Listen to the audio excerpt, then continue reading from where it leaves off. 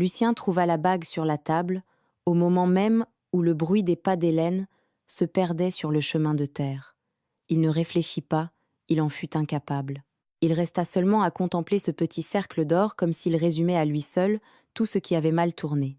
Le chapeau de feutre brun reposait à côté sans propriétaire et sans destination, tandis qu'au dehors sa silhouette s'éloignait dans la lumière de l'après-midi, un sac à la main, sans se retourner une seule fois. Lucien serra les dents, ferma les yeux, et lorsqu'il les rouvrit, elle avait disparu. Il ne restait plus que le domaine, le silence et une décision qu'il avait lui-même prise sans comprendre tout ce qu'elle allait lui coûter. Pour saisir comment Lucien en était arrivé, là il fallait remonter près de 3 ans en arrière, au jour où son père Aurélien Delmas l'avait appelé sous la véranda de la maison principale et lui avait parlé d'une voix que Lucien ne lui connaissait pas. C'était une voix lasse, celle d'un homme qui sait que son temps est compté et qu'il lui reste encore des choses à régler. Aurélien avait bâti de ses propres mains le domaine des Aulnes pendant 40 ans. Chaque poteau, chaque clôture, chaque arbre fruitier, poussant au fond de la propriété, portait son empreinte. C'était un homme de la terre qui ne savait pas parler d'amour, mais qui exprimait ce qu'il ressentait par le travail et par sa présence. Lucien le savait, il l'avait toujours su, et c'est pourquoi ce jour-là, lorsque son père commença à parler, il l'écouta avec toute l'attention dont il était capable. Aurélien lui expliqua que le domaine avait besoin d'un héritier solide, qu'il n'avait plus la force d'autrefois, que son cœur commençait à le trahir, et que les médecins lui avaient annoncé un diagnostic laissant peu de place à l'espoir. Lucien sentit le sol se dérober sous ses pieds, mais il ne dit rien et laissa son père terminer. Aurélien avait 2 fils, Lucien et Renaud. L'aîné Renaud avait toujours vécu dans l'ombre de ses propres échecs. Il avait lancé des affaires qui avaient sombré, emprunté de l'argent qu'il n'avait jamais remboursé et passé des années sans remettre les pieds aux aulnes pendant que Lucien travaillait du lever au coucher du soleil.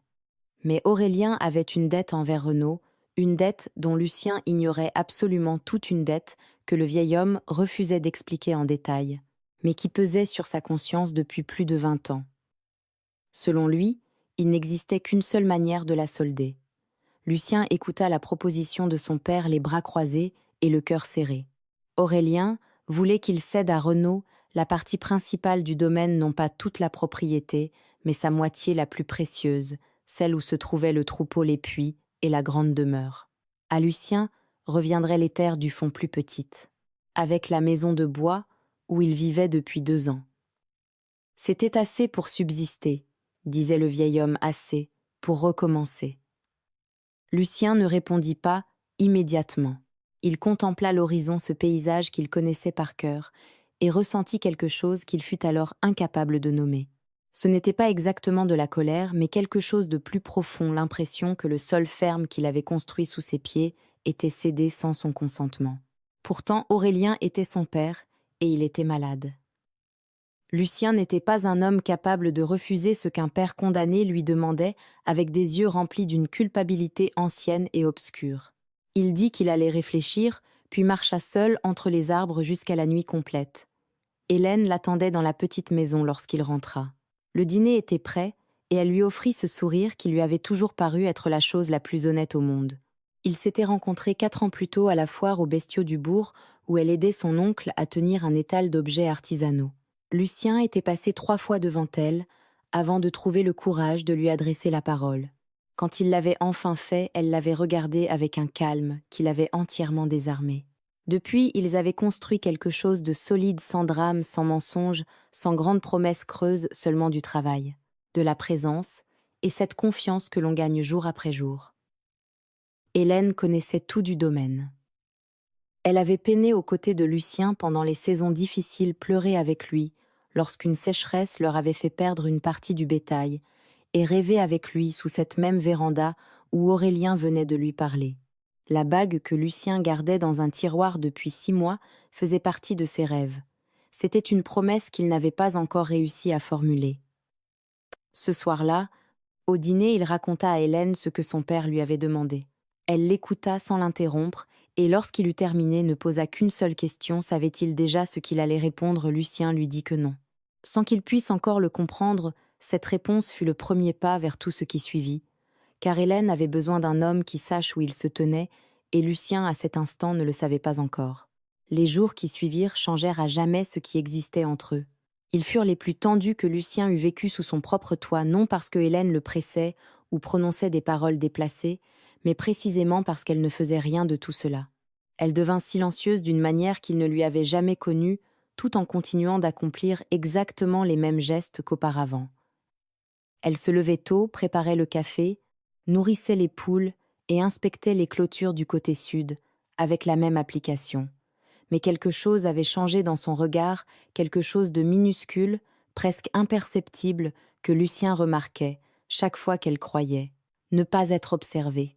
C'était une tristesse prudente, celle d'une personne qui commence déjà à se préparer à une perte qui n'a pas encore eu lieu, mais dont elle reconnaît l'odeur dans l'air. Lucien la voyait parce qu'il éprouvait la même chose. L'état d'Aurélien s'aggrava cette semaine-là. Le médecin du bourg vint 2 fois, et lors de sa seconde visite, prit Lucien à part dans la cour. Il lui expliqua clairement que le cœur de son père ne guérirait pas, qu'il ne restait plus que du temps, quelques mois peu, être moins. Lucien remercia le médecin d'une poignée de main et d'un visage qui ne laissait rien paraître, tandis qu'intérieurement il se défaisait morceau après morceau. Cet après-midi-là, il alla voir son père. Aurélien était couché la fenêtre ouverte avec les bruits de la campagne, glissant doucement entre les rideaux. Ses yeux étaient ouverts lorsque Lucien entra, et il le regarda avec ce mélange de fierté et de culpabilité que son fils commençait à reconnaître. Le vieil homme ne demanda pas s'il avait pris sa décision. Ce n'était pas nécessaire. Lucien s'assit sur la chaise près du lit et lui dit qu'il acceptait, qu'il céderait à Renaud la partie du domaine qu'il réclamait, qu'il le faisait pour lui, parce qu'il l'aimait et parce qu'il comprenait qu'il existe dans la vie d'un homme des choses que les autres ne peuvent pas toujours juger de l'extérieur. Aurélien ferma les yeux un instant. Lorsqu'il les rouvrit, ils avaient un éclat différent, pas exactement celui du soulagement, mais quelque chose de plus complexe, l'éclat d'un homme qui vient de déposer un poids porté trop longtemps. Il dit à Lucien qu'il était un homme bon, le meilleur fils qu'un père puisse espérer. Lucien acquiesça, se leva et sortit sous la véranda avant que son corps ne trahisse son émotion. Renaud arriva aux Aulnes 3 jours plus tard dans une vieille camionnette accompagnée de 2 hommes inconnus, avec une attitude qui mit immédiatement Lucien mal à l'aise. Il ne se présentait pas comme quelqu'un qui reçoit un cadeau avec gratitude, mais comme un homme venu réclamer ce qui lui avait toujours appartenu. Lucien l'observa de loin, tandis que Renaud parcourait les terres les mains dans les poches, regardant le troupeau, comptant les bêtes des yeux et évaluant tout ce qu'il voyait. Il avait cette manière de regarder propre aux hommes qui cherchent sans cesse ce qu'ils peuvent tirer de chaque situation. Hélène le vit également arriver, et Lucien la sentit se raidir à ses côtés lorsque Renaud s'approcha pour les saluer. En surface, l'accueil resta cordial. Renaud serra la main de Lucien en lui donnant sur l'épaule une tape qui se voulait affectueuse. Il dit à Hélène qu'elle était encore plus jolie que la dernière fois qu'il l'avait vue plusieurs années auparavant lors d'une réunion de famille qui s'était mal terminée, pour des raisons que personne ne mentionnait ouvertement. Hélène répondit par un sourire poli et n'ajouta rien. Ce soir-là, après que Renaud se fut installé dans la grande maison avec ses compagnons, elle exprima pour la première fois clairement ce qu'elle ressentait. Elle dit à Lucien que quelque chose dans toute cette affaire ne lui paraissait pas juste. Elle comprenait son amour pour son père et respectait sa décision, mais la façon dont Renaud regardait le domaine lui inspirait une méfiance qu'elle ne pouvait ignorer. Lucien l'écouta, lui prit la main et lui assura que tout irait bien, qu'il avait encore la petite maison, les terres du fond, ses mains et sa volonté. Qu'ils avaient déjà commencé avec cela et pourraient recommencer s'il le fallait. Hélène le regarda en silence, posa la tête sur son épaule et ne dit plus rien. Pourtant Lucien sentit qu'elle n'était pas entièrement convaincue, et au fond de lui, il ne l'était pas davantage. Les premiers jours de Renaud sur la propriété furent étranges mais supportables. Il ne se mêlait pas trop des affaires de Lucien et gérait sa partie des Aulnes à sa manière fort différente de celle de son frère, sans provoquer encore de conflit direct. Les hommes qu'il avait amenés travaillaient auprès du bétail et semblaient connaître leur métier, mais leur réserve inquiétait les ouvriers de toujours ceux qui servaient la famille depuis des années et connaissaient Lucien depuis son adolescence. Le vieux firmin régisseur depuis l'époque où Aurélien dirigeait encore tout lui-même fut le premier à parler franchement. Il trouva Lucien un matin en train de réparer une clôture à la limite des 2 parcelles, et lui dit sans détour que les hommes de Renaud avaient commencé à déplacer des bêtes vers des pâtures qui ne leur appartenaient pas. Ils le faisaient la nuit lentement, comme ceux qui vérifient jusqu'où ils peuvent aller sans que personne ne proteste. Lucien fronça les sourcils, remercia Firmin et lui demanda de continuer à observer sans affronter qui que ce soit. Il voulait comprendre exactement ce qui se passait avant de réagir, voulait rester juste et croire que Renaud ne commettrait pas une malhonnêteté aussi flagrante sur une propriété reçue par générosité et non par droit. Mais cette nuit-là, tandis qu'il fixait le plafond de la petite maison, avec Hélène endormie à ses côtés, Lucien commença à se demander si sa générosité n'avait pas été en réalité une forme de naïveté et si le prix de cette naïveté ne serait pas payé par eux deux. Ce que Firmin lui révéla le lendemain confirma les pires pensées qu'il avait accompagnées dans l'obscurité. Le régisseur arriva avant l'aube. Depuis l'intérieur, Lucien reconnut son pas ferme, traversant la cour de terre sèche, et sut avant même d'ouvrir que quelque chose s'était produit. Firmin avait le visage de celui qui a vu ce qu'il n'aurait jamais dû voir, et ne sait pas comment le raconter sans mettre le feu aux poudres. Lucien lui proposa du café. Firmin accepta, mais ne s'assit pas. Il resta près de la porte, son chapeau entre les mains, et parla à voix basse, avec cette gravité propre aux hommes qui ont travaillé toute leur vie dans les champs et savent distinguer un incident mineur d'un problème capable de tout faire s'écrouler. La nuit précédente, il avait vu les hommes de Renaud franchir la limite avec près de 20 têtes de bétail. Il les avait conduites jusqu'au grand enclos situé près des puits et mélangées au reste du troupeau comme si elles leur appartenaient. Firmin avait mémorisé les bêtes avant la tombée de la nuit. Il connaissait chacune d'elles depuis des années et ne pouvait se tromper sur leur propriétaire.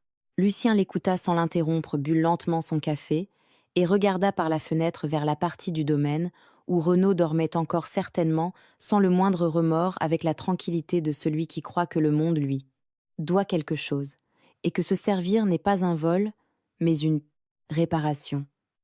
Lucien remercia Firmin, lui demanda de garder le silence pour le moment et annonça qu'il parlerait directement à son frère dans la matinée. Firmin acquiesça, puis s'arrêta sur le seuil avant de partir.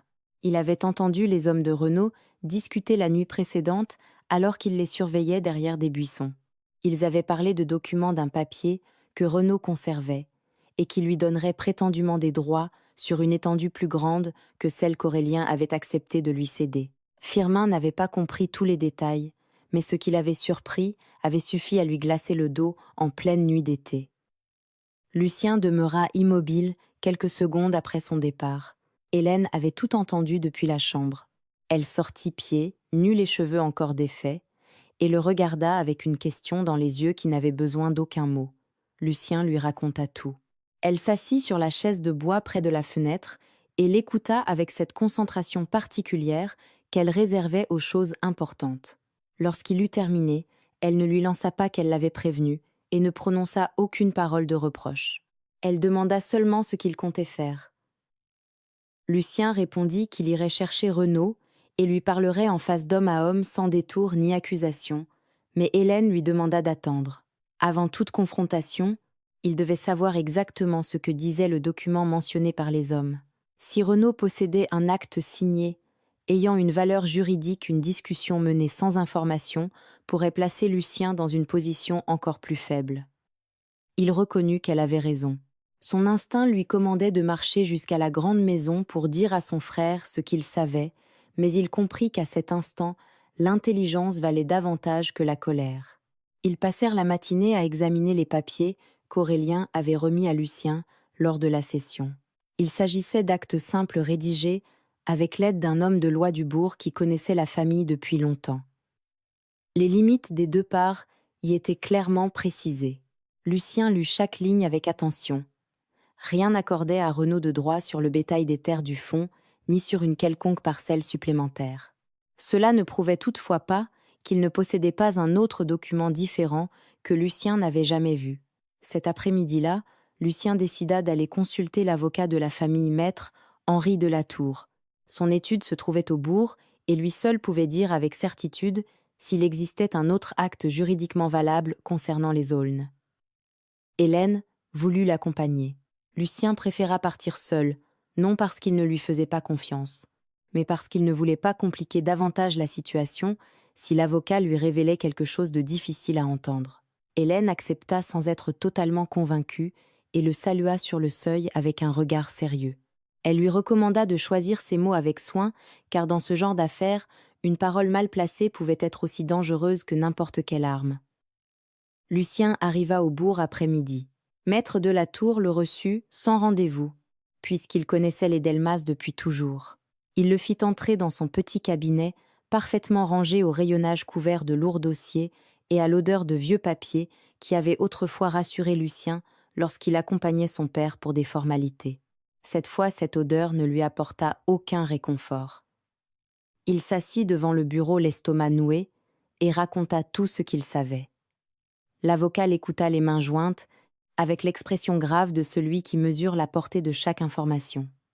Quand Lucien eut terminé, maître de la Tour se leva à alla chercher un dossier précis, parmi des dizaines d'autres, et le posa devant lui. Il l'ouvrit calmement, tourna plusieurs pages, puis leva les yeux avec une inquiétude qui n'était pas tout à fait de la surprise, mais plutôt celle de quelqu'un qui savait que ce moment finirait tôt ou tard par arriver. Il y avait une chose que Lucien devait apprendre, quelque chose qu'Aurélien avait signé quelques semaines auparavant, et dont ni le père, ni l'avocat ne lui avaient jamais parlé. Ce que maître de la Tour lut à haute voix dans ce petit bureau silencieux changea la manière dont Lucien comprenait tout ce qui s'était passé au cours des derniers mois. Le plus douloureux n'était pas seulement le contenu du document, mais la certitude que son père l'avait connu dès le commencement et lui avait caché la vérité. Maître de la Tour lut d'une voix lente et dépouillée. Il s'agissait d'un accord complémentaire qu'Aurélien avait signé seul sans témoin familial 6 semaines avant de demander à Lucien de céder sa part principale. Dans cet acte, Aurélien reconnaissait à Renaud un droit sur une bande de terrain située exactement à la frontière des deux propriétés. Elle était étroite mais stratégique car elle comprenait l'accès direct au puits principal qui alimentait le bétail de la parcelle arrière où vivait Lucien. Sans cet accès, les terres qui lui restaient perdaient une grande partie de leur valeur pratique. Sans eau suffisante, l'exploitation devenait impossible pendant la saison sèche. Lucien écouta sans bouger.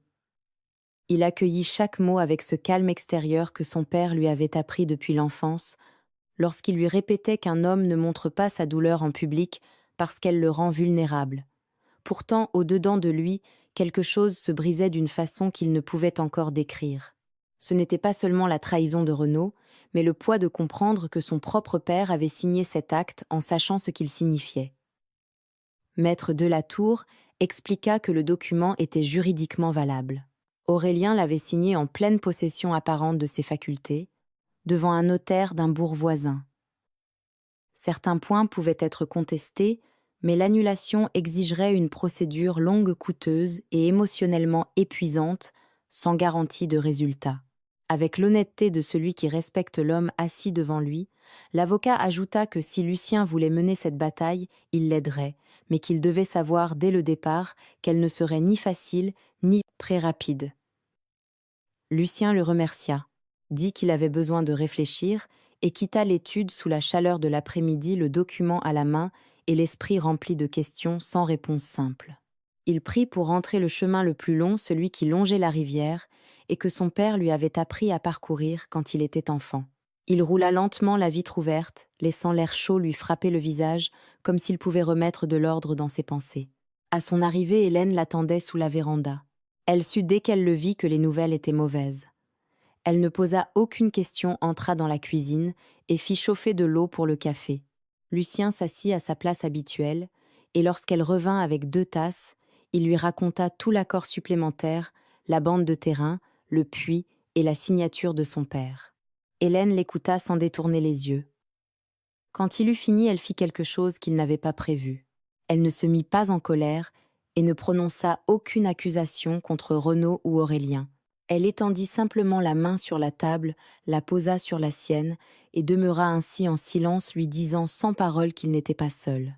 Lucien sentit sa poitrine se serrer et comprit que ce geste d'Hélène était à cet instant la chose la plus précieuse, qu'il possédait plus précieuse que le domaine Le Troupeau ou n'importe quelle parcelle de terre. Cette nuit-là, ils parlèrent longtemps et examinèrent calmement toutes les possibilités. Lucien lui répéta ce que l'avocat avait expliqué au sujet d'une procédure judiciaire. Hélène l'écouta, puis, avec cette clarté directe qui lui permettait d'atteindre le cœur d'un problème, sans détour, lui dit qu'avant toute décision, il devait parler franchement avec son père. Quelque chose ne s'accordait pas dans cette histoire, et Aurélien était le seul à pouvoir expliquer la véritable raison de cet acte. Lucien résista intérieurement à cette idée, non parce qu'il refusait de parler à son père, mais parce que sa maladie le rendait coupable à l'idée de le confronter. Hélène le comprenait, mais lui rappela qu'il ne s'agissait pas d'un affrontement seulement d'une nécessité. Lucien avait besoin de comprendre, et Aurélien, malgré son état, était le seul capable de lui apporter cette compréhension. Le lendemain matin, Lucien alla le voir. Aurélien était assis sous la véranda de la grande maison, une couverture sur les jambes, malgré la douceur déjà chaude de la matinée. Aurélien gardait les yeux fixés sur les champs, comme s'il cherchait à mémoriser un paysage qu'il savait ne plus pouvoir contempler très longtemps. Lucien s'assit à côté de lui, sans parler pendant plusieurs minutes, et laissa le silence les envelopper, comme il l'avait toujours fait entre eux. Puis il sortit le document remis par maître Delatour et le posa sans un mot sur la couverture. Aurélien baissa les yeux vers la feuille. Ses mains, autrefois les plus fortes que Lucien eût jamais connues, tremblèrent légèrement. Le vieil homme parla alors d'une dette envers Renaud, vieille de plus de 20 ans, non pas une dette d'argent, mais une dette de culpabilité. C'était une histoire que Lucien ignorait que son père avait gardée secrète pendant toute sa vie adulte. Une histoire commencée bien avant sa naissance et liée à une décision prise par Aurélien lorsqu'il était jeune, décision qui avait marqué la vie de Renaud d'une manière dont personne dans la famille ne parlait ouvertement. En l'écoutant, Lucien comprit peu à peu que la situation était infiniment plus complexe qu'il ne l'avait imaginé. Il ne s'agissait pas seulement de l'avidité de Renaud, ni de la faiblesse de son père, mais d'un passé ancien dont les racines avaient grandi dans l'ombre pendant des décennies, et au milieu duquel Lucien se retrouvait prisonnier sans l'avoir choisi. Quand Aurélien eut terminé, Lucien resta longtemps silencieux, puis posa une question à laquelle le vieil homme ne s'attendait pas. Avait-il pensé à ce que tout cela signifiait pour Hélène Aurélien, ne répondit pas immédiatement, et ce silence fit à Lucien plus mal que tout le reste. Il continua de regarder les champs avec cette expression des hommes qui ont vécu si longtemps qu'ils ne savent plus très bien comment demander pardon pour les actes commis sans mauvaise intention, mais qui ont malgré tout blessé les autres. Finalement, il prononça des mots que Lucien attendait encore moins que le silence. Hélène était une femme forte, dit-il. Elle comprendrait. Les femmes de la campagne comprennent toujours parce que la terre leur apprend à s'adapter. Quelque chose bougea en Lucien lorsqu'il entendit cela. Ce n'était pas encore de la colère, plutôt une incrédulité froide. Son père, cet homme qui avait construit tout ce qu'il possédait à force de travail et de sueur pendant 40 ans, réduisait Hélène à une idée abstraite de force féminine, au lieu de reconnaître en elle une personne réelle avec des projets précis et une vie elle aussi bouleversée par des décisions qu'elle n'avait pas prises. Lucien ne discuta pas. Ce n'était pas le moment. Son père était malade et la conversation avait déjà été assez éprouvante pour eux deux. Il lui serra longuement la main, puis reprit à pied le sentier de terre longeant la propriété. En chemin, il passa près de la limite de la bande contestée et regarda le puits de loin. Il était là solide concret, avec la même margelle de pierre que son grand-père avait élevée 50 ans auparavant. Penser que Renaud possédait désormais des droits sur cet accès fit naître dans sa poitrine une amertume qui ne le quitta plus de toute la journée.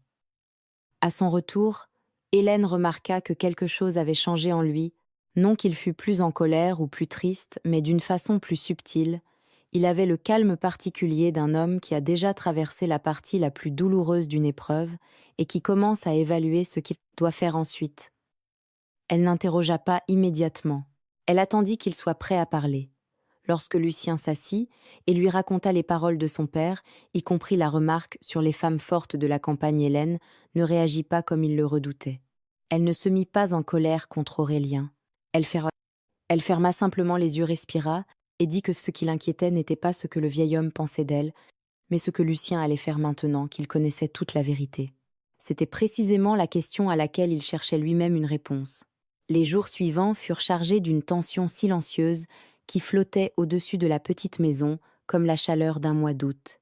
Lucien continua de travailler ses terres avec la même discipline, se lever, avant le soleil inspecter le troupeau, réparer, ce qui devait l'être revenir à midi, pour déjeuner avec Hélène puis repartir l'après-midi. Cette routine l'avait toujours soutenu et l'empêchait à présent de rester immobile avec ses pensées. Pourtant, le problème de l'eau le préoccupait concrètement. La saison sèche commencerait 2 mois plus tard. Même si Renaud n'avait pas encore interdit l'accès au puits, le simple fait qu'il pût légalement le faire à tout instant constituait une menace impossible à ignorer.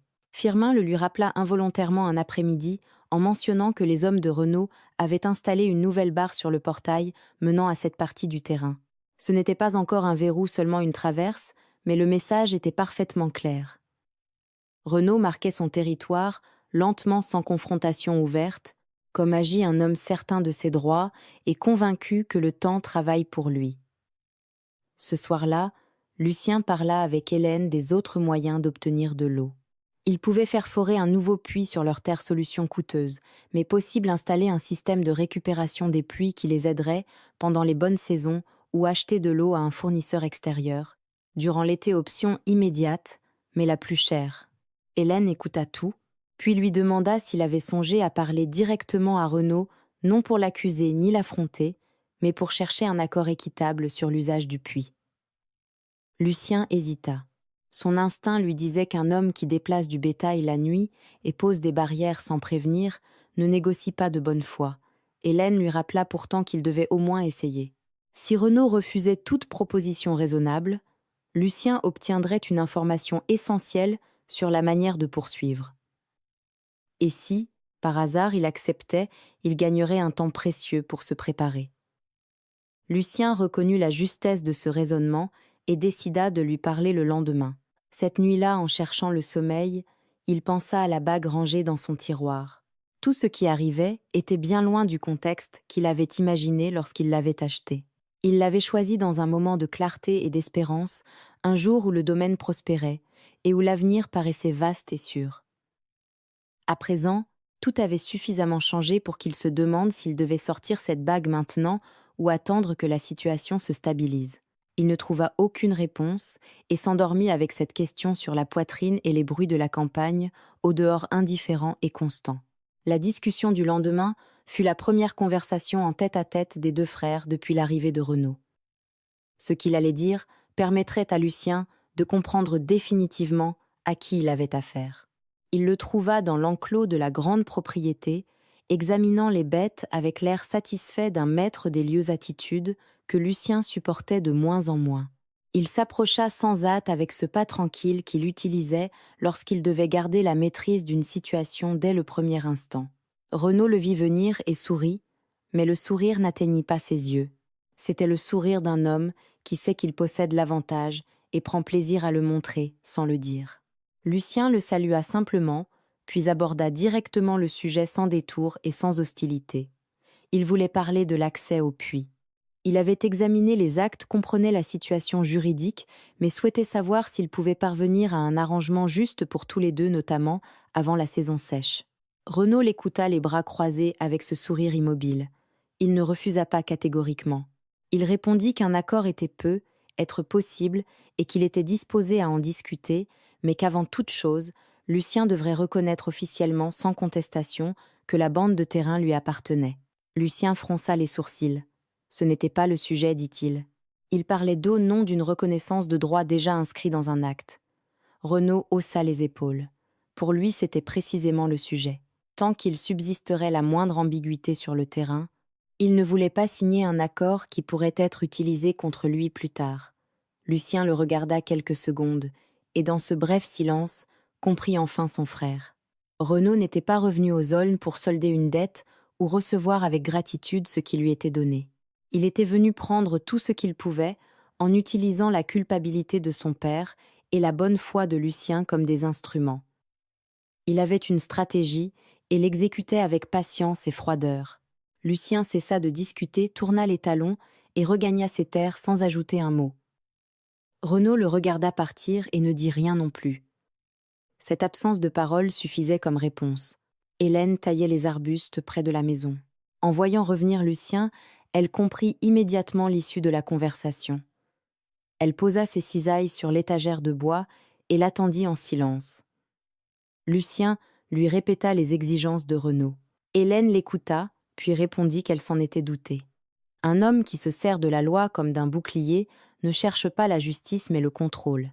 Et il est impossible de négocier véritablement avec lui puisque la négociation elle-même fait partie de sa stratégie pour épuiser l'autre.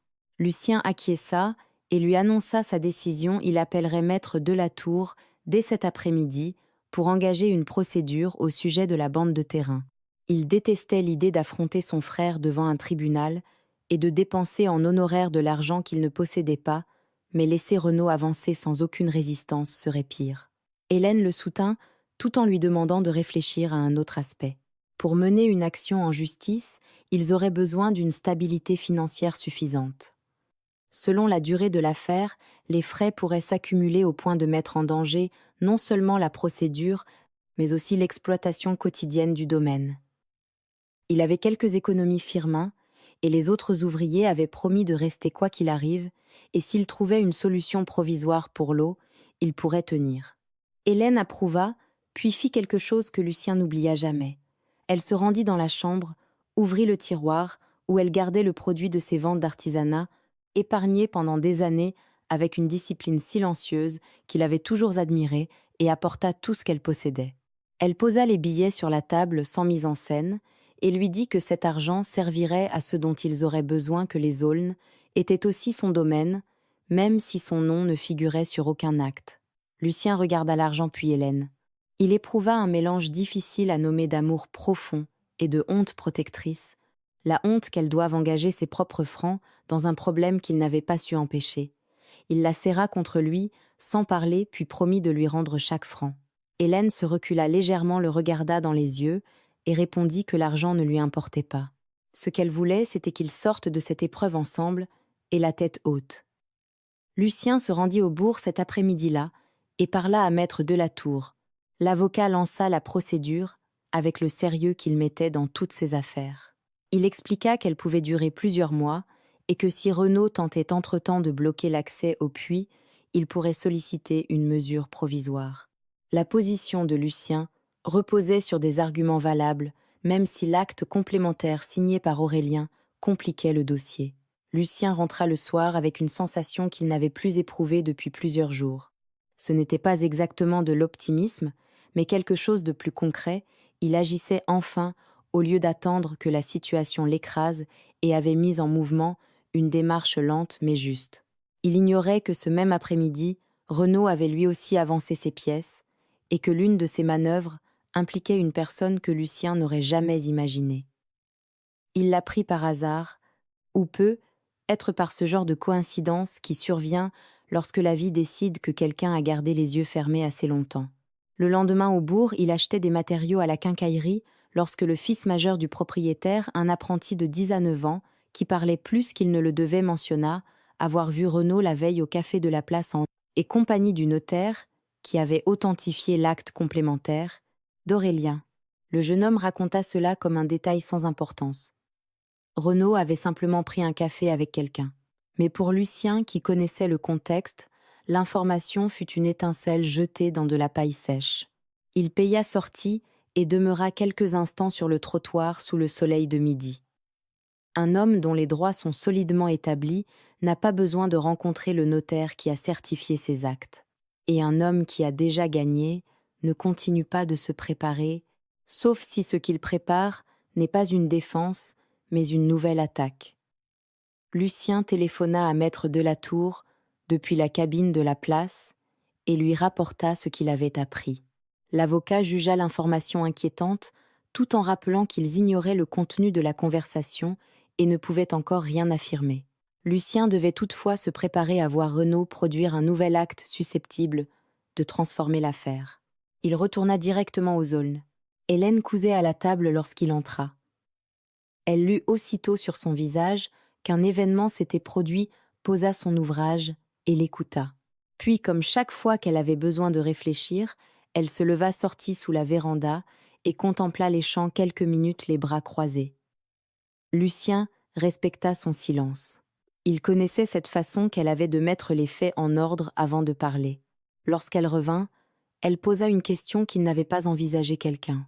Au village, connaissait-il Aurélien assez bien pour savoir dans quel état d'esprit il se trouvait avant de signer l'acte?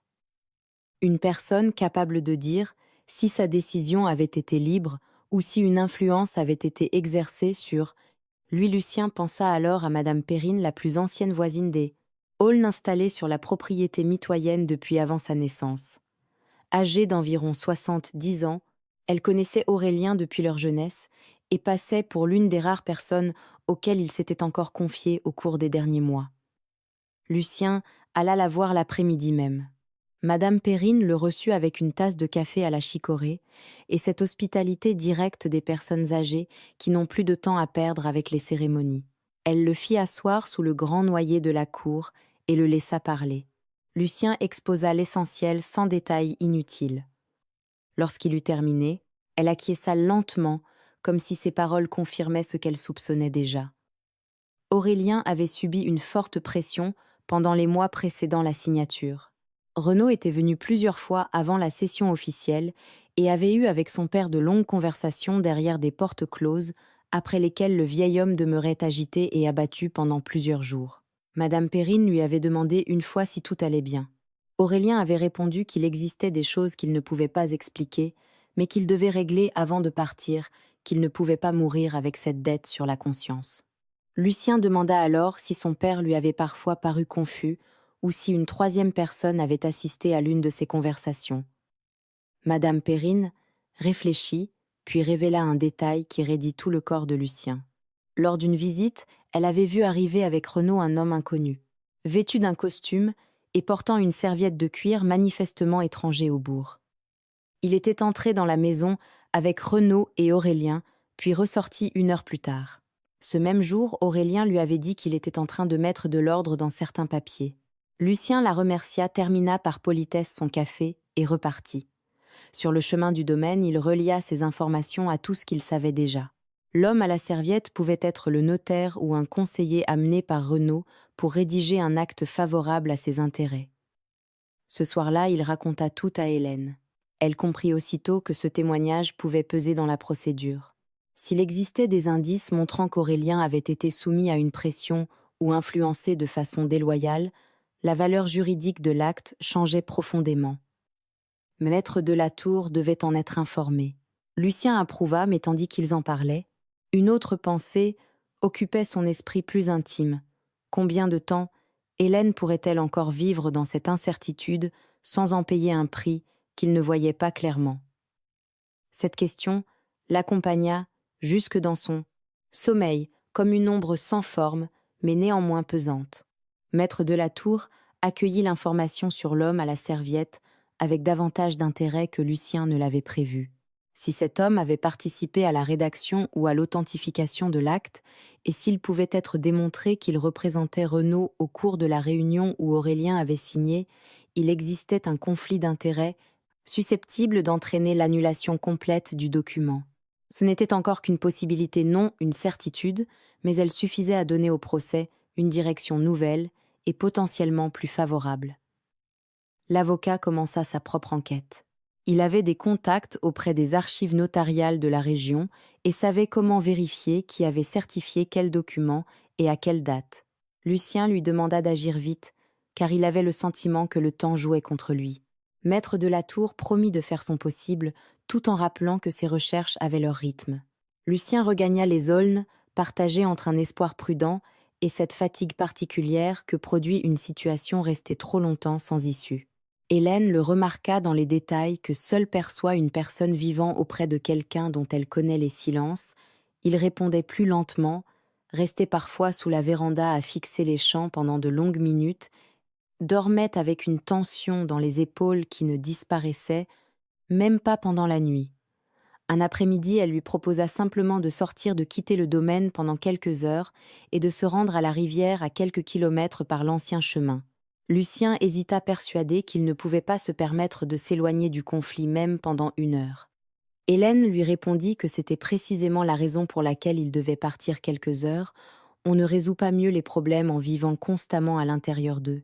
et une distance physique même brève, rendre de la clarté à l'esprit. Lucien céda. Ils allèrent à la rivière cet après-midi-là, seuls avec une couverture et quelques provisions, sans parler du domaine de Renaud ou des documents. Pendant 2 heures, ils restèrent assis au bord de l'eau, écoutant le courant glisser sur les pierres et regardant les nuages passer. Lucien sentit peu à peu quelque chose se détendre en lui. Les difficultés n'avaient pas disparu, mais leur voix baissait suffisamment pour le laisser respirer. Hélène posa la tête sur son épaule et dit qu'elle regrettait l'époque où les choses étaient simples. Lucien répondit qu'il la regrettait aussi, puis murmura qu'il était désolé que tout cela la touche alors qu'elle n'avait rien fait de mal. Hélène releva la tête. Elle lui demanda de ne pas s'excuser. Elle était là parce qu'elle le voulait, personne ne l'y avait contrainte, et si elle avait souhaité fuir les problèmes, elle l'aurait fait depuis longtemps. Lucien la regarda et fut sur le point d'aller chercher la bague, de lui dire enfin tout ce qu'il gardait depuis des mois. Quelque chose l'arrêta, non pas exactement la peur, mais la sensation que lui demander de l'épouser au milieu de ce désastre reviendrait à lui offrir un présent enveloppé de difficultés. Elle méritait cette question dans un moment plus paisible qui ne serait pas assombri par Renaud, les actes et le puits. Il renonça donc à parler. Cette décision qui paraissait mineure aurait des conséquences qu'il ne pouvait encore imaginer. Lorsqu'ils revinrent aux aulnes, le soleil descendait déjà. Firmin les attendait avec un visage si grave qu'il effaça en un instant toute la paix rapportée de la rivière. Pendant leur absence, les hommes de Renaud avaient posé un cadenas neuf sur le portail, donnant accès au puits avec une clé que Renaud était évidemment seul à posséder. Lucien ferma les yeux une seconde, puis demanda si les bêtes des terres du fond disposaient encore d'assez d'eau. Pour cette nuit, oui, répondit Firmin. L'abreuvoir secondaire contenait toujours l'eau de la pluie tombée la semaine précédente, mais dans 2 ou 3 jours sans accès au puits principal, la situation deviendrait urgente. Lucien lui demanda d'organiser les ouvriers afin qu'ils recueillent toute l'eau possible dans l'abreuvoir et dans les autres réserves. Dès le lendemain matin, il appellerait maître de la Tour pour solliciter la mesure conservatoire dont ils avaient parlé. Ce soir-là, Lucien et Hélène dînèrent presque sans un mot. Ce silence n'était pas gênant, mais celui de 2 personnes occupées par la même pensée et qui n'ont pas besoin de l'exprimer pour savoir qu'elle est partagée. Après le repas, Hélène commença à débarrasser. Lucien la regarda et lui dit qu'il voulait lui parler. Elle se tourna vers lui. Il hésita, pensa à la bague puis au cadenas et choisit ce qui lui semblait le plus urgent plutôt que ce qu'il portait au plus profond de lui. Il lui expliqua le plan prévu avec l'avocat. Hélène écouta, acquiesça et alla laver la vaisselle sans rien ajouter. Lucien resta seul à la table, les yeux fixés sur l'endroit où sa tasse avait reposé, avec l'étrange impression d'avoir laissé passer quelque chose d'essentiel qu'il ne retrouverait pas facilement. Cette semaine-là, maître de la Tour saisit le tribunal de l'arrondissement d'une demande de mesures provisoires. Il demandait qu'aucune des parties ne puisse modifier les conditions d'accès aux ressources communes pendant la durée du procès. Concrètement, Renaud ne pourrait maintenir le cadenas sans autorisation judiciaire. Le juge mit 3 jours à répondre. Pendant ces 3 journées, Lucien organisa des équipes pour transporter l'eau de l'abreuvoir secondaire jusqu'aux enclos dans de vieux tonneaux de bois conservés d'une saison précédente. Le système était imparfait et épuisant, mais suffisait à hydrater le troupeau en attendant la décision. Firmin coordonna tout avec l'efficacité silencieuse qu'il déployait dans les moments critiques. Les ouvriers les plus jeunes ne se plaignirent pas. Ils comprenaient la situation et avaient pris le parti de Lucien sans qu'on le leur demande. C'était cette fidélité que des années de traitement juste construisent et qu'aucune somme d'argent ne peut acheter. La décision du tribunal leur fut favorable. Le juge ordonna que l'accès au puits demeure ouvert aux 2 parties pendant la procédure. Renaud devait enlever le cadenas ou remettre une copie de la clé. Maître de la Tour transmit l'ordonnance par écrit et Lucien la lut dans son étude avec un soulagement sans exaltation plus grave et plus mesuré. C'était le soulagement d'un homme qui sait avoir remporté une petite bataille dans une guerre dont l'issue reste incertaine. Renaud se conforma à l'ordre le lendemain. Il ne parla pas directement à Lucien. L'un de ses hommes se présenta simplement au portail, retira le cadenas et repartit sans explication. Firmin en informa Lucien, qui acquiesça sans commentaire. Ce n'était pas une victoire sur Renaud, seulement une étape indispensable. La véritable victoire restait à obtenir. Ce soir-là, lorsqu'il raconta à Hélène la décision du juge Lucien, remarqua quelque chose qui le surprit. Elle sourit et se réjouit, mais son expression ne contenait pas seulement du soulagement. Son sourire semblait couvrir une chose plus profonde qu'il ne parvenait pas à lire. Il lui demanda si elle allait bien. Hélène répondit qu'elle était simplement fatiguée. Lucien la crut parce qu'il voulait la croire, parce que la procédure progressait, que l'eau était de nouveau accessible et qu'il avait besoin de penser que la situation s'améliorait. Pourtant, au cours des jours suivants, il comprit qu'Hélène avait changé non brutalement ou de manière spectaculaire, mais aussi progressivement qu'une lumière qui baisse si lentement que l'on ne remarque l'obscurité qu'une fois qu'elle est presque complète. Elle l'accompagnait moins souvent dans les champs et passait davantage de temps à écrire des lettres à la table de la maison. Lucien ne lui demandait pas à qui elles étaient adressées par respect pour son intimité.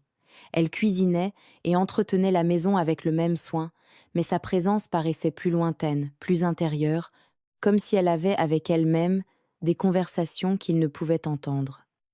Un après-midi, il lui demanda franchement si quelque chose la préoccupait. Hélène répondit qu'elle devait lui poser une question. Lucien l'assura qu'elle pouvait tout lui demander. Après un instant, elle voulut savoir quelle vision il avait de l'avenir, non pas de l'avenir du domaine ou du procès, mais du leur. Lucien comprit parfaitement. À travers cette formulation prudente, Hélène lui demandait un signe, la preuve que ce qu'ils avaient construit possédait un horizon et une destination, qu'ils ne se contenteraient pas de survivre d'une crise à l'autre en attendant que les choses s'améliorent seules. Il voulut répondre avec sincérité, lui dire qu'il l'aimait, qu'il la voyait dans cet avenir et que la bague du tiroir en était la preuve. Pourtant, les mots qui sortirent furent tout autres.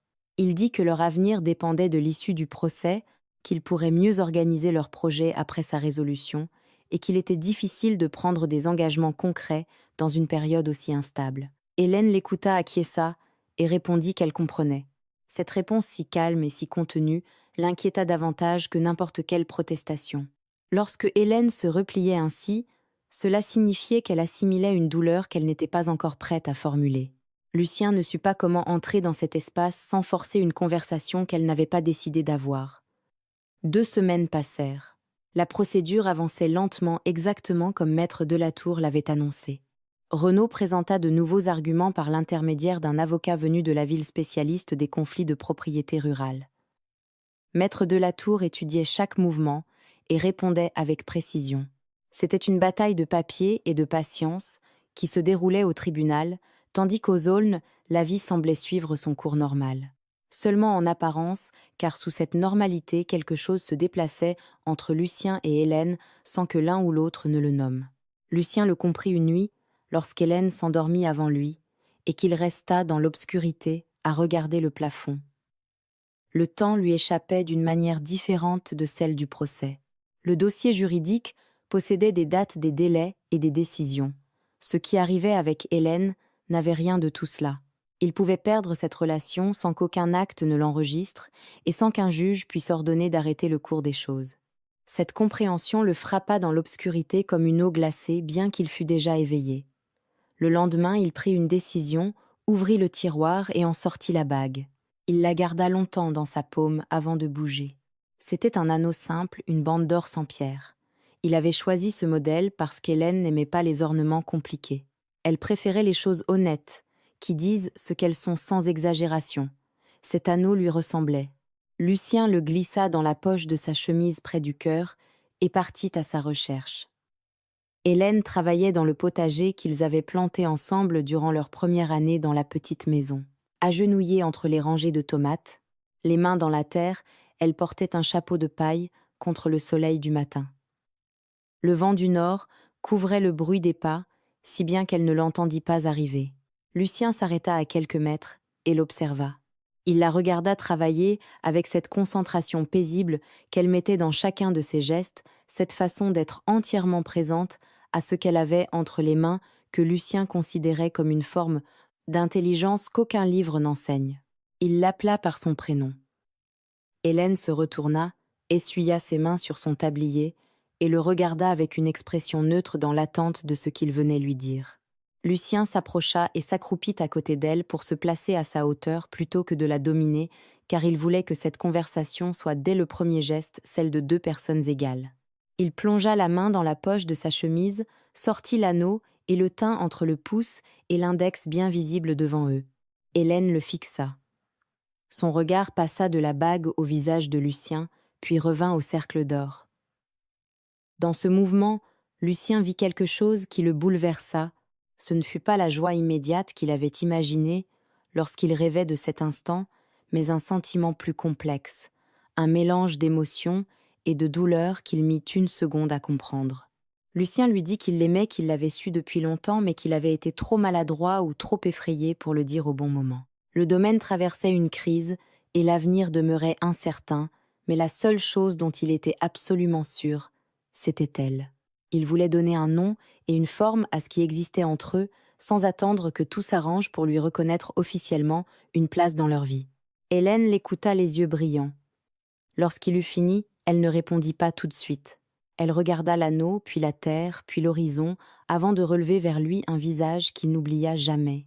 Elle l'aimait également, dit-elle, sans le moindre doute, mais devait lui confier quelque chose avant de répondre. Ce qu'elle prononça alors changea le cours de leur histoire d'une manière que Lucien n'aurait jamais pu prévoir. Elle était fatiguée non du travail, ni des aulnes, ni même du conflit avec Renaud. Elle était fatiguée de se sentir invisible dans les décisions qui gouvernaient sa propre existence. Depuis le jour où Aurélien avait demandé à Lucien d'abandonner la meilleure partie du domaine, elle l'avait vu prendre des décisions immenses sans la consulter. Elle savait qu'il ne le faisait pas par méchanceté. Lucien avait toujours traité les problèmes seul, mais cela l'avait reléguée au rôle de spectatrice dans une histoire qui était aussi la sienne sans voix au moment où les choix les plus importants étaient faits. Lucien voulut répondre, mais Hélène leva doucement une main pour lui demander de la laisser terminer. Lorsqu'elle lui avait demandé comment il imaginait leur avenir, et qu'il avait répondu qu'il dépendait du procès, quelque chose s'était fissuré en elle. Elle ne l'interrogeait pas sur l'avenir du domaine, mais sur celui de leur couple. Sa réponse lui avait montré que dans l'ordre intime de ses priorités, les aulnes venaient d'abord, et elle ensuite. Ce n'était pas un reproche, seulement la description honnête d'une douleur réelle et précise. Lucien l'écouta sans contester parce qu'il ne le pouvait pas.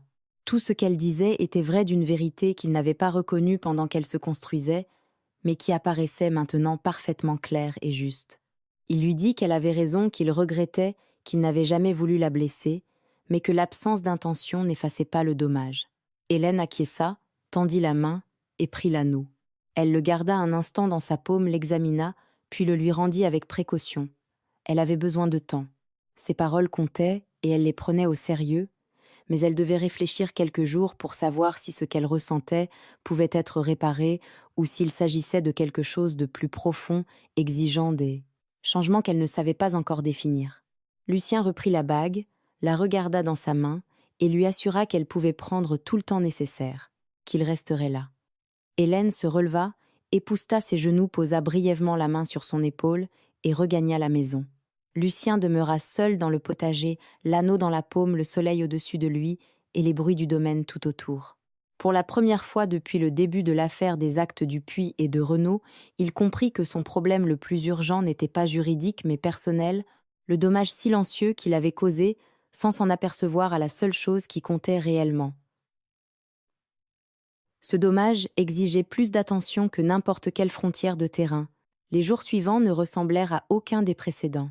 Renaud occupait toujours la grande propriété, la procédure suivait son cours lent et Firmin continuait de signaler de petites irrégularités commises par les nouveaux hommes. Pourtant tout cela passa au second plan dans l'esprit de Lucien. Hélène occupait désormais le centre de ses pensées. Il l'observait discrètement, la voyait se déplacer dans la maison, le potager, et sous la véranda accomplir les mêmes tâches avec cette distance intérieure qui n'avait pas disparu depuis leur conversation. Elle n'était pas partie. Elle cuisinait encore, nourrissait les poules et discutait avec lui pendant les repas du bétail des terres et du procès. Mais quelque chose n'était plus tout à fait à sa place. Lucien le sentait lorsqu'elle répondait plus brièvement ou lorsqu'elle quittait la table après dîner pour lire au lieu de rester parler sous la véranda comme autrefois. Il essaya de changer non par des déclarations spectaculaires, mais dans les détails. Il commença à la consulter sur des questions qu'il aurait auparavant tranchées seul. Il lui demanda ce qu'elle pensait de la proposition que maître Delatour préparait, si elle estimait utile de solliciter directement le juge ou préférable de poursuivre la procédure ordinaire. Hélène répondait avec honnêteté et discernement. Ses idées étaient bonnes. Elles l'avaient toujours été. Lucien le savait, mais le reconnaître à voix haute changeait tout. Hélène remarquait ses efforts. Il le voyait à son expression. Elle ne se montrait pas immédiatement enthousiaste, comme si quelques jours de changement pouvaient effacer des mois d'invisibilité. Mais elle ne les rejetait pas non plus. Elle les accueillait avec une attention prudente que Lucien interprétait comme le signe qu'il restait quelque chose à préserver. Une semaine après la conversation du potager, Maître Delatour téléphona avec des nouvelles. Ils avaient identifié l'homme à la serviette aperçue par Madame Perrine. C'était un avocat indépendant de la ville spécialisé dans les transactions foncières rurales, et surtout c'était lui qui avait rédigé l'acte complémentaire signé par Aurélien. Renaud avait donc amené son propre conseil auprès de son père malade, sans en informer Lucien. Et ce professionnel avait préparé un document favorisant exclusivement Renaud. Ce fait n'était pas illégal en soi, mais ajouté à l'état de santé d'Aurélien et à l'absence de représentation indépendante pour le vieil homme, il constituait un argument sérieux en faveur d'un vice du consentement. Maître Delatour allait présenter officiellement cette ligne de défense. Elle ne garantissait pas la victoire, mais renforçait considérablement leur dossier. Lucien le remercia, puis alla chercher Hélène. Il la trouva dans la chambre occupée à plier du linge sur le lit et lui raconta tout en détail. Elle l'écouta attentivement et pour la première fois depuis plusieurs jours, sourit jusque dans ses yeux. C'était une bonne nouvelle, dit-elle, et Maître Delatour connaissait son métier. Heureux de retrouver ce sourire, Lucien s'approcha et la serra avec précaution comme on tient quelque chose qui reste fragile. Hélène accepta l'étreinte, posa un instant la tête contre sa poitrine, et Lucien ferma les yeux, sentant qu'une chose légèrement déplacée retrouvait enfin sa place. Ce soir-là, ils parlèrent longtemps après le dîner du procès des préparatifs pour la saison sèche et des premières tomates du potager. Vers la fin, lorsque la nuit fut avancée et la conversation plus calme, Hélène revint sur la demande faite dans le potager. Ce qui lui avait pesé le plus n'était pas la bague, mais la longue pause qui l'avait précédée tous ces mois pendant lesquels Lucien l'avait gardée dans un tiroir, parce que les circonstances ne semblaient jamais convenables. Pour elle, cela signifiait qu'il plaçait les conditions extérieures au-dessus de ce qui existait entre eux. Lucien reconnut qu'elle avait raison. Hélène le savait déjà. Ce qu'elle voulait comprendre, c'était si quelque chose avait réellement changé, non au cours des derniers jours, trop courts pour servir de preuve, mais dans la manière dont Lucien concevait sa propre place dans la vie d'Hélène. Lucien réfléchit avant de répondre. Il ne voulait pas lui offrir les mots qu'elle espérait seulement la vérité. Il dit que oui, quelque chose avait changé. L'entendre dans le potager avait remué en lui une part qu'il ne savait même pas immobile. Il ne pouvait promettre de ne plus jamais décider seul, car certains traits de sa nature exigeraient du temps pour se transformer. Mais il en était désormais conscient d'une manière entièrement nouvelle, et cette conscience avec tout le reste était ce qu'il pouvait lui offrir. Hélène le regarda longuement, puis répondit que cela suffisait pour le moment et qu'il pouvait continuer. Lucien sentit quelque chose, revenir pas tout, mais assez pour rendre l'air de la chambre plus léger que durant les semaines précédentes. Il ignorait encore que Renaud préparait une nouvelle manœuvre qui allait tout ébranler. 10 jours plus tard, avant qu'ils aient pu consolider ce qu'ils venaient de retrouver, Renaud déposa un nouvel acte au tribunal. Maître Delatour appela Lucien de bonne heure d'une voix grave et lui demanda de venir immédiatement à son étude. Lucien partit sans rien dire à Hélène, afin de ne pas l'alarmer, avant de comprendre exactement de quoi il s'agissait. Lorsque Maître Delatour lui expliqua le contenu du nouvel acte, il dut s'appuyer au dossier de la chaise pour rester debout. Renaud avait produit un testament alternatif, non le testament principal d'Aurélien, connu de tous, et répartissant le domaine selon les accords déjà conclus, mais un document présenté comme un codicille, un ajout au testament original qui aurait été signé par Aurélien 2 semaines avant la première session. Selon ce codicille, Aurélien reconnaissait à Renaud des droits supplémentaires sur la totalité du cheptel des Aulnes et non plus seulement sur la bande de terrain, y compris sur les bêtes appartenant à la parcelle de Lucien. Maître Delatour expliqua que l'authenticité du document était extrêmement douteuse. La signature comportait des incohérences, lorsqu'on la comparait à d'autres signatures d'Aurélien, datant de la même période, et le notaire mentionné était précisément celui qui avait authentifié l'acte complémentaire déjà contesté pour conflit d'intérêts. Il était presque certain qu'il s'agissait d'un faux ou d'un document obtenu sous la contrainte, presque certain, mais pas absolument, et cette différence avait un poids immense devant un tribunal. Lucien demanda quelles options leur restaient. L'avocat répondit qu'il fallait solliciter une expertise graphologique, faire citer Aurélien si son état de santé le permettait, afin qu'il donne sa version au juge, et accepter que la procédure se prolonge et coûte davantage. Pendant ce temps, le tribunal pourrait placer provisoirement le bétail sous séquestre interdisant à Lucien de le vendre ou de le déplacer jusqu'à la décision définitive. Lucien serra les dents à Chiesa et demanda à maître Delatour de faire tout ce qui serait nécessaire. Il quitta l'étude sous la chaleur de midi, la tête pleine et l'estomac vide. Il n'avait rien mangé et ne s'en aperçut qu'en s'arrêtant sur la place. Il s'assit quelques minutes sur un banc à l'ombre d'un arbre avant de reprendre la route. Il pensa à son père malade et affaibli, obligé de comparaître devant un juge pour parler de documents qu'il avait peu, être signé sous la pression d'un fils exploitant sa culpabilité et sa vulnérabilité. Ce qui lui paraissait le plus injuste ne concernait même pas Lucien mais Aurélien qui aurait mérité de mourir en paix et allait au contraire passer ses derniers mois dans un conflit né de ses propres choix autant que de la cruauté calculée. De Renaud. Lucien rentra à midi. Hélène comprit dès qu'elle le vit qu'une nouvelle épreuve venait de tomber. Cette fois, elle n'attendit pas. Elle le prit par le bras, le conduisit à la table, posa devant lui un verre d'eau fraîche et le regarda avec une attention directe qui ne laissait aucune place au détour. Lucien lui raconta tout le testament alternatif, le codicille, le troupeau, l'expertise et l'allongement du procès. Hélène écouta chaque mot sans l'interrompre. Lorsqu'il eut terminé, elle resta silencieuse, puis dit seulement que Renaud avait franchi une limite au-delà de laquelle il n'existait plus de retour possible. Elle se leva et commença à marcher d'un bout à l'autre de la pièce, comme elle le faisait lorsque sa pensée avait besoin du mouvement de son corps. Puis elle s'arrêta et annonça qu'elle voulait accompagner Lucien chez Aurélien. Le vieil homme devait savoir exactement ce que Renaud faisait. Peut-être ignorait-il une partie de ses manœuvres. Peut-être son fils lui avait-il caché la fabrication du codicille. S'il comprenait l'ampleur du mensonge, il pourrait choisir librement de témoigner devant le juge avec davantage de fermeté. Lucien reconnut que c'était possible. Il était également possible qu'Aurélien sache tout et n'en ait cure, mais il ne pouvait le découvrir sans lui parler. Ils se rendirent ensemble à la grande maison cet après-midi-là. C'était la première fois qu'Hélène accompagnait Lucien auprès de son père depuis le début du conflit. Aurélien se trouvait sous la véranda comme toujours, une couverture sur les jambes et les yeux tournés vers les champs. Lorsqu'il les vit arriver côte à côte, son expression changea et son corps se raidit légèrement comme si la seule présence d'Hélène auprès de Lucien lui annonçait déjà la gravité de ce qui venait. Lucien lui parla sans détour du testament alternatif et lut plusieurs passages du document fourni par maître Delatour. À mesure qu'il écoutait, le visage d'Aurélien se transforma.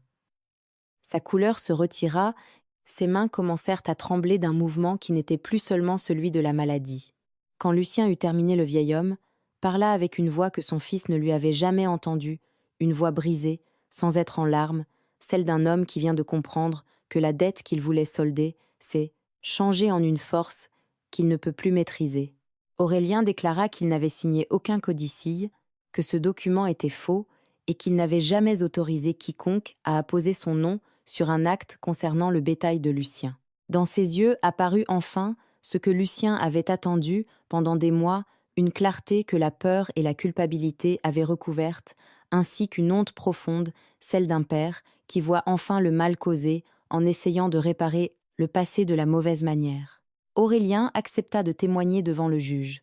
Sa voix tremblait encore lorsqu'il affirma qu'il ne laisserait pas son nom servir à dépouiller le fils qui avait travaillé toute sa vie avec honnêteté pendant qu'il regardait ailleurs.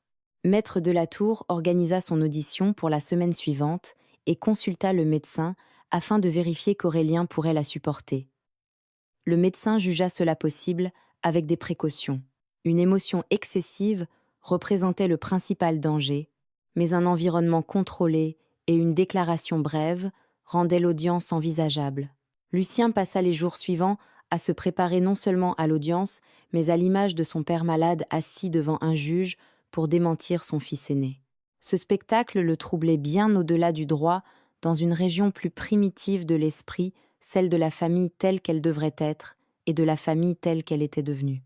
Hélène resta près de lui pendant ces jours, plus proche qu'au cours des semaines précédentes, comme si la visite à Aurélien avait déplacé quelque chose en elle. Ils recommencèrent à parler le soir.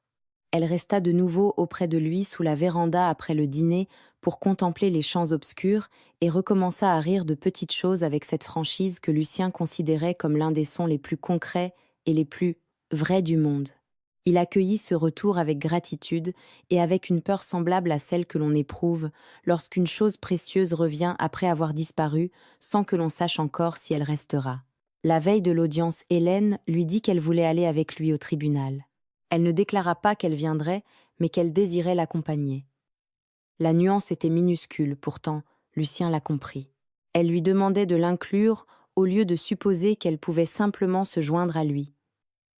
Il répondit qu'il voulait sa présence et qu'il avait besoin d'elle. Hélène acquiesça avec le sérieux de celle qui mesure la portée de ses mots. L'audience dura 2 heures. Aurélien arriva en fauteuil roulant accompagné de son médecin et parla avec une lucidité qui surprit toute la salle. Il déclara que le codicille était faux, qu'il n'avait jamais donné de telles instructions à un notaire ou à un avocat, que la cession accordée à Renaud était précisément délimitée dans l'accord original et ne comportait rien de plus. Tout acte supplémentaire portant son nom n'avait pas été signé avec sa connaissance libre et volontaire. L'avocat de Renaud tenta de mettre en doute sa lucidité en raison de son état.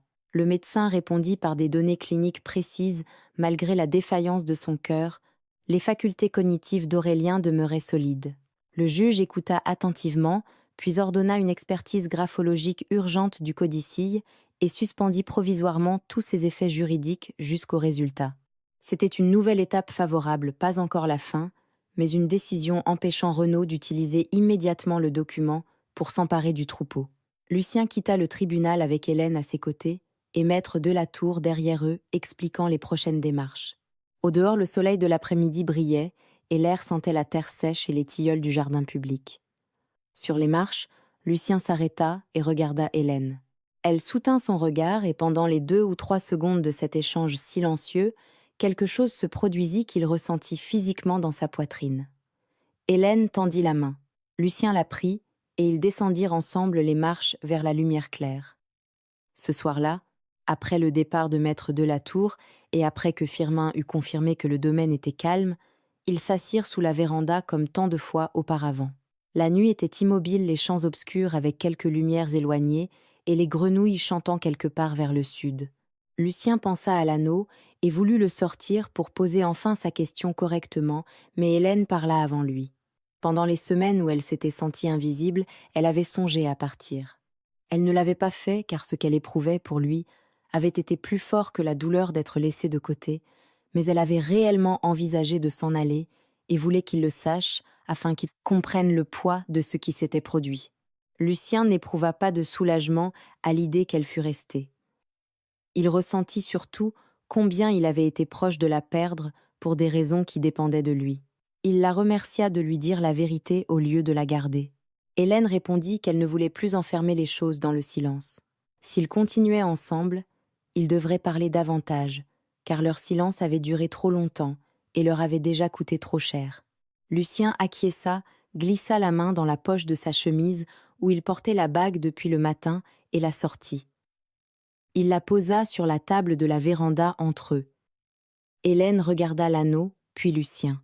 Il lui dit qu'il voulait poser de nouveau la question du potager, mais cette fois sans condition ni contexte. La question était simple, voulait-elle l'épouser? Hélène prit la bague, la contempla, dans le reflet faible de la lampe, et répondit que oui, elle le voulait. Lucien la passa à son doigt avec des mains qui ne tremblaient pas mais qui étaient loin d'être immobiles. Hélène posa un instant son front contre le sien sous cette véranda entourée de champs obscurs. Ils n'ajoutèrent rien parce que rien d'autre n'était nécessaire.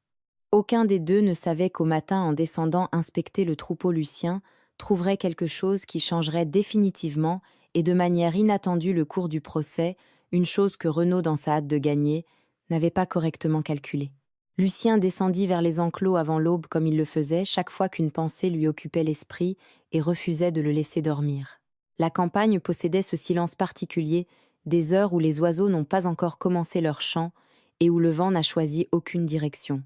Firmin était déjà là, ce qui était inhabituel, car il arrivait toujours avec la première lumière, jamais avant. Lucien le trouva près de l'enclos du sud, une lampe à la main, les yeux fixés sur quelque chose au sol. Il s'approcha sans bruit, mais Firmin l'entendit et se retourna. Il tenait une vieille chemise de cuir, de celle que l'on utilise à la campagne, pour protéger les documents tachés de terre et d'humidité. Il l'avait découverte sous une pierre descellée du mur de l'enclos. Elle n'y était pas la veille, car il inspectait régulièrement ce mur et l'aurait remarqué. Quelqu'un l'avait déposée pendant la nuit. Lucien la prit et l'ouvrit avec précaution.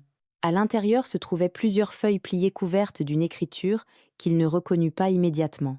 Lorsqu'il déploya la première sous la lumière de la lampe, il s'immobilisa. C'était une correspondance composée de lettres manuscrites, certaines datées, d'autres non portant toutes la même signature, celle du notaire qui avait authentifié l'acte complémentaire et prétendument reçu le faux « codicille ». Les lettres étaient adressées à une personne désignée parfois par ses initiales, parfois par son nom complet Renaud. Lucien mit plusieurs minutes à mesurer entièrement leur contenu. Elle donnait des instructions détaillées sur la façon de rédiger le codicille pour lui donner une apparence légitime, les termes juridiques à employer, la manière d'obtenir la signature d'Aurélien pendant un moment de faiblesse sans laisser de traces des circonstances, et la façon de produire, ensuite le document devant le tribunal, afin que son authenticité soit difficile à contester lors du premier examen. C'était la preuve que maître Delatour avait jugé presque impossible à trouver, celle de la fabrication volontaire d'un faux. Lucien resta silencieux et continua de lire lettre après lettre sous la lampe, tandis que Firmin attendait près de lui. Lorsqu'il eut terminé, il replia soigneusement les feuilles et les remit dans la chemise. Il demanda si Firmin savait qui les avait déposées. Le régisseur répondit qu'il n'avait vu personne, qu'il les avait simplement trouvées en arrivant. Lucien réfléchit. Ce n'était évidemment ni Renaud, ni l'un de ses hommes. Peut être une personne du bourg ayant eu accès aux lettres et décidé d'accomplir discrètement ce qui était juste. Peut être le notaire lui-même, acculé par l'expertise ordonnée par le juge et cherchant à se protéger avant que la situation ne devienne pire pour lui. Peut être une personne plus proche de Renaud qu'il ne l'imaginait arriver à un point de rupture. Il ne pouvait le savoir avec certitude. À cet instant, Lucien se souciait moins de l'identité du messager que de la nature de ce qu'il avait entre les mains. Il l'examina avec une paire de lunettes qu'il ne sortait de son tiroir que pour les pièces, exigeant son attention maximale. Il lut lentement chaque lettre, ôta ses lunettes et les posa sur le bureau. D'une voix calme et précise, il déclara que cette correspondance suffisait. Il pouvait désormais non seulement remporter le litige portant sur la bande de terrain et le bétail, mais encore déposer une plainte pénale contre Renaud et le notaire pour faux en écriture authentique, usage de faux et tentative. D'escroquerie, commise au préjudice d'une personne vulnérable, Aurélien. Lucien lui demanda d'agir sans la moindre hésitation. Maître Delatour produisit les lettres devant le tribunal cette même semaine. L'effet fut immédiat. Le juge convoqua Renaud à une audience d'urgence. Son avocat réclama du temps pour étudier les preuves. Le juge le lui accorda, mais maintint sans limite déterminée la suspension du codicille et étendit les mesures conservatoires à l'ensemble des biens contestés du domaine. Renaud se présenta à l'audience avec une attitude entièrement différente. Son assurance calculée avait disparu, remplacée par une rigidité que Lucien reconnut comme le langage du corps d'un homme sentant le sol se dérober sous ses pieds. Le juge énonça les faits d'une voix neutre, falsification, d'un acte notarié, influence, indu exercé sur une personne âgée vulnérable, tentative de fraude portant sur une propriété rurale. Renaud écouta sans parler. Son avocat répondit à sa place, mais sans conviction, avec le peu d'enthousiasme d'un homme, sachant qu'il se trouve du mauvais côté d'une preuve solide. Lucien était assis avec Hélène à ses côtés et maître Delatour devant eux. Hélène avait posé la main sur son bras. Elle ne serrait pas sa main, Elle restait simplement là douce et ferme, lui disant sans parole qu'elle ne bougerait pas. 2 semaines plus tard, le juge rendit une décision définitive annulant le codicille pour falsification établie. Il annula également l'acte complémentaire concernant la bande de terrain, au motif qu'il avait été préparé avec un conseil juridique unilatéral, alors qu'Aurélien ne bénéficiait d'aucune représentation indépendante, ce qui constituait un vice irrémédiable du consentement. Le domaine fut donc réparti selon l'accord original. La partie principale demeurait la propriété de Renaud, puisque cette première cession avait été véritable aussi douloureuse fut-elle pour Lucien. En revanche, la bande stratégique, l'accès aux puits et tout le bétail des terres du fond revenaient intégralement à Lucien. 3 jours après le jugement, Renaud quitta les Aulnes avec ses hommes et les biens qui lui revenaient selon l'accord authentique, sans adresser un seul mot à son frère. Lucien le regarda partir depuis la véranda de la petite maison, les bras croisés, incapable de donner un nom simple à ce qu'il ressentait. Ce n'était pas exactement de la joie, mais le soulagement lourd de celui qui a porté un fardeau sur une très longue distance et peut enfin le déposer. Aurélien mourut 6 semaines plus tard. Selon le médecin, il s'éteignit paisiblement avec la conscience apaisée d'avoir dit la vérité lorsqu'il le fallait. Lucien resta près de lui pendant ces dernières heures, lui tint la main et lui répéta que tout allait bien. Le vieil homme ne répondit pas, mais serra légèrement les doigts de son fils avant de fermer les yeux. Hélène organisa la veillée funèbre avec une délicatesse et une efficacité que Lucien n'oublia jamais. Elle prit en charge tout ce que la douleur l'empêchait de penser sans attendre qu'il le lui demande ou qu'on l'invite à le faire, comme une personne qui a déjà décidé que cette place était aussi la sienne et qui n'a pas besoin de permission pour se tenir là où elle doit être. 2 mois après l'enterrement d'Aurélien, Lucien et Hélène se marièrent au cours d'une cérémonie simple au bord de la rivière. Firmin et sa famille étaient présents, ainsi que plusieurs ouvriers du domaine Madame Perrine, avec son chapeau des grandes occasions maître Delatour, dans son éternel costume sombre, et quelques autres proches. Hélène portait une robe crème sans ornement excessif, et l'anneau depuis déjà plusieurs semaines. Lucien avait revêtu la chemise bleue qu'elle avait repassée ce matin-là, avec l'attention qu'elle accordait à toute chose. De l'autre côté de la rivière, les aulnes brillaient sous le soleil de l'après-midi, le bétail immobile dans les prés et le puits ouvert accessible comme il aurait toujours dû l'être. Pendant la cérémonie, Lucien regarda Hélène avec la même clarté que celle avec laquelle il avait contemplé l'anneau sur la table le jour où elle était partie. Cette image de la table vide et des pas s'éloignant lui avait coûté trop cher. Elle lui avait demandé des semaines de remise en question, une honnêteté difficile et l'apprentissage nécessaire pour laisser entrer quelqu'un dans les décisions qu'il prenait auparavant seul. Pourtant, au bord de la rivière, il reconnut que ce prix avait été nécessaire. Il ne serait jamais arrivé jusque-là sans avoir traversé ce qu'il avait traversé. La campagne les entourait de sa belle indifférence et de sa constance qui ne distingue ni la douleur ni la joie et demeure simplement ce qu'elle est. Pour la première fois depuis de nombreux mois, Lucien sentit que le sol sous ses pieds lui appartenait entièrement non. Parce que personne ne pourrait jamais le lui retirer, mais parce qu'il savait exactement ce qu'il valait et ce qu'il avait fallu pour le préserver.